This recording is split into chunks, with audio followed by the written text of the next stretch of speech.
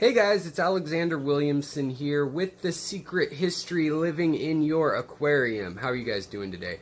So, I thought I would go through and just show you what I grab at the store.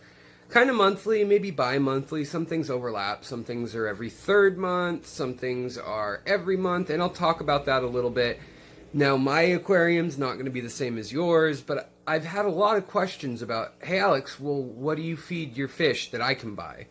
Because I do feed a lot of live food. I do a lot of live cultures of everything from micro worms, white worms, black worms, very scientific names, to mosquito larvae and sometimes even wingless fruit flies, things like that. So between all that, I feed a lot of different things, and fresh and frozen as well.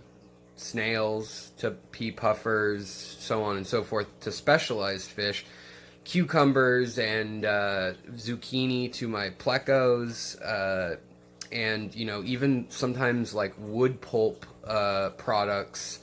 I shouldn't say that. Heavy cellulose products like straw-like products that are more traditionally for rabbits and things, that I feed to some of my bristlenose plecos also as a supplement. So we're not going to go over all that stuff today, but we are going to go over what I grabbed today at the big box store per se, and what I also have spent my Patreon money on, basically, because you guys support me and it means so much.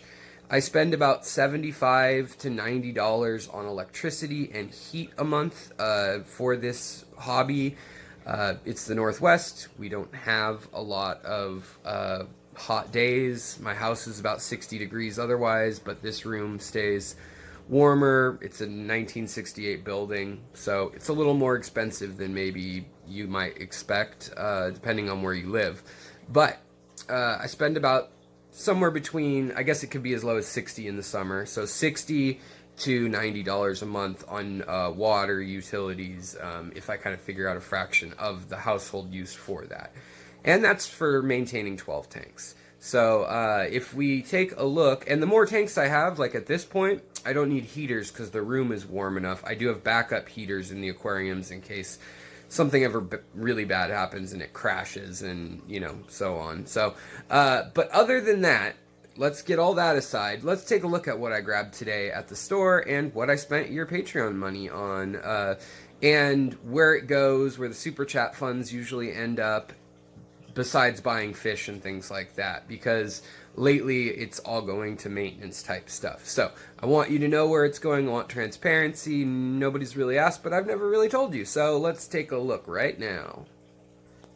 All right, guys, here is the month's haul, or maybe 2 months haul, really. So, I've got a 40-gallon, another 40 bow front, a 48-gallon system, rimless upstairs, and then I've got two 20 longs, my 17.5 gallon, two 10s and two 5s, and that's kind of what's running right now, plus my bowls, which have shrimp and other things in them. So other small, very teeny things, erythromicrons, various species of shrimp, things like that that kind of don't need much upkeep, really, other than water changes. So let's take a look at what I grabbed, and this is just, I don't know, maybe it'll help you out. Maybe it won't. If you guys have been in the hobby for years, maybe you'll see something new, and if you haven't, maybe you will see something new. So I like to get freshly frozen bloodworms. I like to get them a lot of times where they've been enriched with various omega things or vitamins specifically for colors, so omega-3s, and then also potassium and zinc, things like that, magnesium, for their color, iron as well. But usually most of my cichlids and things like that, my angelfish, my cribs, my rams, they get plenty of protein. And actually, it's a challenge to stop them from eating so much protein. And so I feed 3 times a week. Most of my tanks get at least some combination of vinegar, eels, which I take out of the vinegar water, so I have those live cultures. And then I actually just take a piece of this, thaw it out in there. I've done videos on feeding the live and cultured foods that you can check out.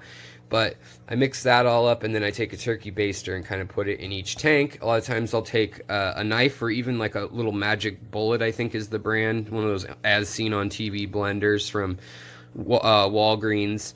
And just tap it a couple times, and it blends up the bloodworms so that they are small enough for even my micro rasboras and things. I don't do that if it's for, you know, these juvenile plecos, or for, you know, the big old balloon albino, you know, tiger barbs or whatever it may be. But I do that for most of my nano fish, microfish, my live bears, and so forth. So another big favorite that I just love is Fluval's bug bites. Now, I think these are about $7 a piece in Seattle. I know they're cheaper elsewhere, but Seattle's an expensive city, so add a buck or two to most things. But yeah, so for this size, the little container, I think it's $6.99 plus tax, so it ends up being like $7.89. But this will feed for a while. It's usually like black midgefly larva, I believe, is the main food in them. But these ones, like it says, slow sinking microgranules. So I appreciate that, because a lot of my fish actually won't feed if it's sinking super fast and straight to the bottom. And likewise, there's some that won't feed at the top. So it kind of splits up the feeding experience equally for them. And we'll feed a little bit here in a sec, but let's get through this. So, algae wafers by Hikari. Hands down, I don't know what they put in these and these. These two products, actually, you know what? We'll throw this one in too. If I had to go with 3 products that I think have been infiltrated by like CIA and some sort of drug conspiracy, you know, it would be these. Because these O-nip tabs, which you stick to the glass, usually I buy them in a pack of 120 or 100, and it's much more cost effective. These were $8, but I take what I can get locally right now. I made my first outing in hazmat gear, essentially. Not quite hazmat gear. But, first outing, but they come like this in a little blister pack. You can pop them out, and then what they do is they stick via, I don't know, friction, I suppose, and water. Something about hydrodynamics and being hydrophilic, but they stick to the glass, and that's going to start stinking really soon in their tank, in their water, not to me. And they will all swarm it. So this, even though this tank is super, super dense, and right now you probably don't see many fish, let's just take a look and see what happens when we put one of these in here. So I'll keep going down here for now, though. All right, so Hikari algae wafers, my plecos, my cribs, a lot of my cichlids, honestly, angelfish. If I crumble this up, most even my little teeny tiny rasboras and things will eat this wafer stuff that is spirulina, and it also has fish meal in it, and starch, and a few different things like seaweed and alfalfa, stuff like that, and then it's enriched with vitamins. So I think it's pretty good, and especially if you're worried about any one thing being fed to your fish, I mean, I think diversity is the name of the game here. And for those asking about my nails still being blue, they are turning pretty tacky, but maybe I'll do an instructional video per everybody asking about why I have done such a thing. All right, guys. So then the crab cuisine, ideal for crustaceans. This is actually made out of other crustaceans, I want to say. I mean, it's fish meal, rice bran, soybeans, but there is shrimp as like the 5th ingredient, and soybeans and stuff like that. But they put a bunch of calcium in it, which is great because I can have lower TDS or KHGH. I don't have to worry about all that as much. I can have lower amounts of that stuff in the water, and because of that, it's just great. And I feed all my shrimp this probably every 3rd day or every 2nd day. I'll give maybe every shrimp gets half a pellet. So if there's 20 shrimps in there, maybe I'll put 8 to 10 pellets. And maybe that's on the rich side, but that's probably about what ends up getting fed, and then there's snails and other little fish and things like that usually in the tank that will clean up the rest. All right, so over here, I didn't purchase these. These are just sitting here, but I recently created oatmeal, and then these are microworm cultures.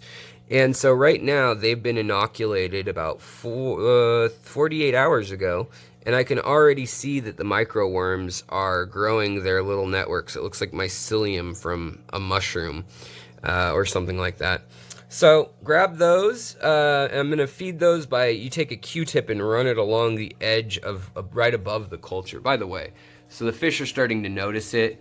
We've got a pseudomagil luminatus coming in. We've got my endlers, and then we've got a couple of the tiger barbs. We've got a neon tetra in there. We've actually got some of the pencil fish already noticing. Some of the three-line pencil fish. Let's see if the Danios, I'm sure the Danios will be in the frame in just a moment as well. But moving on, tetracolor flakes. I know that Lucas Bretz loves the granules by Tetra or Sera, but I really like the flakes. So the flakes allow me to feed my lower water fish, or the fish that like a moving target. So sometimes cichlids or wild-born fish want these various bug bites that kind of sink slowly, and that allows them to have something that's very similar to like when a bug falls in the water, or when a bit of debris falls in the water, and then they seem to nab it. And then anyone from the Corydoras to my Pandagaras and so forth lap it up at the end. You can see here the Pandagaras come in and is taking a look at the food now, and now we've got all the female rainbow snakeskin guppies have moved in that are hybridizing with my endlers for a project I'm working on here. And then the next thing I got was catappa leaves. Now I ordered these online, I have to say. And these are Tantora. You can get these from a lot of different websites or Amazon.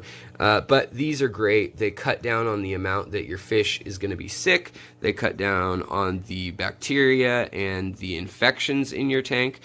Actually, let me rephrase that. They probably increase the bacteria in your tank, but they increase the good bacteria, which then takes up the place of where the bad bacteria would live.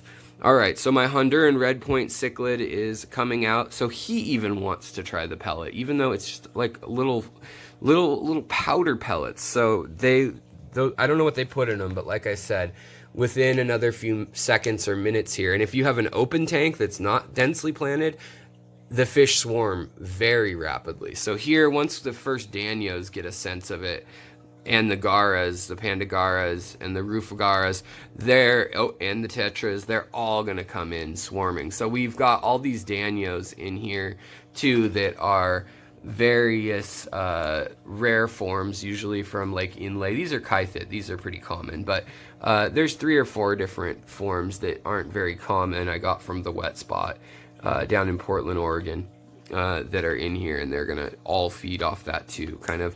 And also erythromicrons, so emerald dwarf rasboras, phoenix rasboras, chili rasboras, all that stuff. They'll all eat those nips things, and they all seem to crowd in for a bite. Like they don't get there's something in it that causes them to be fearless, to just eat. And so I don't know what it is, but Sera Onip tabs. I mean, that's the real treat. And way to count how many fish you have in your tank if someone's been missing a while and you're like, where are they? All right. So then I also have these medium/bigger size bug bites, which I really recommend for, plecos, bigger cichlids, loaches, other fish that are of any size. If you have any Oscars or larger catfish, that's fine. Probably want to be feeding them whole foods and things like that. I also have Flourish root tabs. Now, I haven't done this in a while, and haven't really needed to, right? But in some of my tanks, they're looking a little sad, and so they've never had root tabs, so I'm going to be putting some root tabs in, and that should kind of just help with the growth of plants. a little bit. That one up there doesn't need it either. But usually I put those every 6 inches, and life is gravy after I do that. Another favorite has to be this $10. It might have gone up a little bit with shipping now, but you can buy it online from Aquarium Co-op right here in the Seattle area in Edmonds, Washington. And this is fry food. Super easy to feed. Comes out one little squirt. I mean, that looks like a lot. It looks like it's covering things, but it's super fine granules. I can feed that to even my baby tetras and things like that. Anything other than newly hatched fry that's only a couple weeks old, anything above that can eat that, and often does. Some fish need live food, but most will eat that. So then the flakes, like I said, another popular thing because they float on top. Just a little bit of diversity. Prime, I like this brand. Maybe it's just out of habit, but you know, it takes care of chlorine, chloramine. It doesn't have anything added, and that's good in my opinion. I don't want stress coat. I don't want extra things in there. They've found that adding too much prime to your shrimp, or to actually a lot of fish, to a lot of your pseudomagills, rainbow fish, and some of your killifish, it actually toughens up the eggs, and so it does something chemically to the eggs that rubberizes their shell, and the babies can't hatch. And I have a whole video on how to hatch eggs if they need help. So on hatching fry and putting a vial of them under pressure in your pocket. You can check that out too. Lastly, from aquaticarts.com, last time I ordered fish, sinking pellets. These are great for shrimps, crayfish, you know, bottom feeders. So all my nocturnal fish, my squeaker catfish, and my, you know, the garas, they're mostly a daytime fish, or I should say diurnal. They're up in the day and at night. But they enjoy this a lot. So do all my corridoras and things like that. Also, boom, we've got a little scraper, and so these are great just for, I don't like the top fin version, but it was on sale for like $3, so I got it, and it was usually, I think, $12, and it might just be because of all of the illness going around, but they were clearing these out for some reason or another, so I got a few of them, and they just allow you, I'll show you when we head upstairs for a sec, they allow you to scrape the contents of the aquarium off from the inside out, which is phenomenal. Phenomenal. Also, I've got some Amazonia 88 aqua soil. This stuff I love. This is what I use for all my plants. Got it mailed to me on eBay. There's links in the description of a lot of these products or something similar. You know, to me, it doesn't matter if I buy this Fluval bug bites for small fish, or if I get it in, they make it in these packages, they make it in various sizes and things, but I've got some variety of most of these things other than the frozen stuff available, linked below if you want it. Now, the other thing that I wanted to pick up was some IQX, and I have used that on some guppies I got from a friend who just needed me to take them in. But IQX, between erythromycin, IQX, and general cure, maybe some dewormers like levamisole, those few meds, along with aquarium salt, are lifesavers. They're exactly what I use, they're what I need, and they fix a lot of problems. Things like dropsy, bloating, I can take care of all of it with aquarium salt, and either hot or cold and separating fish, feeding fish the inside of peas when they're bloated, or if they've eaten too much protein, like I said, if they've eaten only bloodworms and they're not eating their other meals, that kind of thing, then it's a great option for situations like that. So let's hop upstairs and we'll finish this off.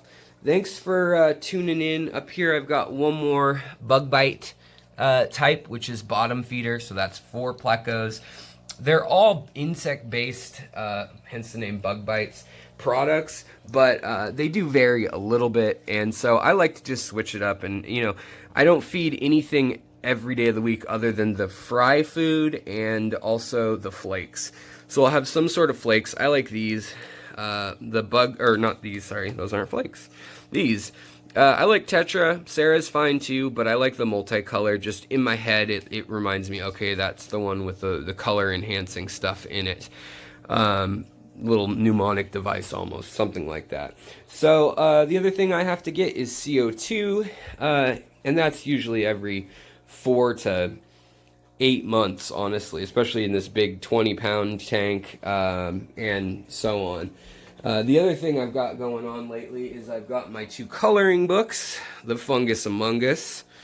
It had been kind of out of print for a while. Well, I found a bunch of books in storage, the psychedelic coloring book. So I found a bunch of these things in storage. So, well, I know a lot of you have been interested in my fish stuff and just nature in general. This has all been run over by the University of Washington mycology department, a couple people over there, and a couple people over at Fungi Perfecti with Paul Stamets, one of the foremost experts of mushrooms in the world, and they were able to identify all the species. But I do botanical and mycological and anatomical illustrations specifically with these color brushes. Load them with Sumi ink, load them with actual carbon or squid ink. I've tried a lot of different things, but all these illustrations are from those, and I just thought I'd mention that too. I might be hooking up Patreon backers at the higher levels with some of these as soon as I can get them shipped out, and they're available digitally too. So there's a little a shameless self-promotional plug there. So let's hop upstairs and we'll finish this off. Thanks for sticking around. If you made it this long, you probably need to subscribe and hit that little bell notification, and then you will know. You will know when I put it up, when something super exciting like what I got at the fish grocery store is being posted. No, I have a lot more videos on history and all sorts of interesting species profiles, plant profiles, breeding projects, and interviews. We have interviews in the works with people from all across the fish loving world, and some fellow YouTubers hopefully will be visiting the channel soon via remote access. Also, tubbing season's coming up, so I've got Daisy Rice Fish, Aquatic Arts. You know you can get 15% off, plus you can get the $100 gift card that they give away every so often. Usually it's monthly. It kind of just depends on sales. Sometimes they'll give away 2 or 3 in a month. But we're able to do that because you guys use the code from the channel when you check out. And that allows me to bring you guys cool deals. All right, so up here, like I was saying, that little green container, same thing as this. So just bigger size of the bug bites, same exact size pellet and everything. And up in this tank here, we've got the angelfish, lots of plecos, lots of cories. We've got 30 ember tetras, if you can believe it. Maybe you can't. I don't even know where they all are. But let's feed with some food. Fancy that, right? Let's feed with some food, guys. And see who shows up. Alright. So their lights were just off too. So mind that. But they tend to really like this stuff when I give it to them. I'll give them an ONIP tab too, since everybody else is around. Here comes the baby Corydoras, the panda cories that are still in here, growing up, fat and sassy, happy and wild. And then here come the angelfish starting to eat. The reticulated hill stream loaches are starting to eat. The Venezuela and the Equus Corydoras are coming out to eat. Probably the plecos will be coming around in a moment. Yeah, they're already starting to come out over here. You can see my L138 leopard frog pleco hanging out on the glass here. Breathing pretty quick. I don't know what's up with that. Probably the lights getting flashed on really quick startled him. So I think that's the he, and the she is bigger, and she's got a big old belly. So yeah, we'll see here. That was a lot of food. But if I were to compress it really with all the angelfish and plecos and things in this 48-gallon system, it's not a ton of food. I just should have waited until they're awake. But you can see all the little ember tetras back there are starting to wake up, nibble away. The angelfish, they can each eat, you know, a couple grams of food. So even just one of these angelfish could be responsible for that. Also, my algae eaters, of course, they're going to chow down on anything I feed them that's better than blackbeard algae. I would too. Same with this one here. And you see that? They just jumped. So sometimes they get really feisty when they're feeding. But I just thought I'd show you guys a little bit of this. And that's kind of what I spent my money on. Other than that, obviously, we've got the projects going on over here. We've got the immersed growth going on. And so I'll need to buy some fertilizer soon, just to kind of help things out since they don't have all that fish poop. They've got teeny little sunfish in here that we might not even see, plus some Neocaridina shrimp. Yeah, you're not going to see the fish right now. They're probably hiding away at the moment. But they live in there, no filter, no nada. So that's just how they roll. That's how, you know, they're hardcore, guys. And over here, I'll show you the last group, which is the erythromicron babies, as well as some more shrimp, which are Caridina malua, and some blue dream shrimp as well. There's a blue dream right there on that little log. But everybody's doing well. I'll give them the afternoon sun.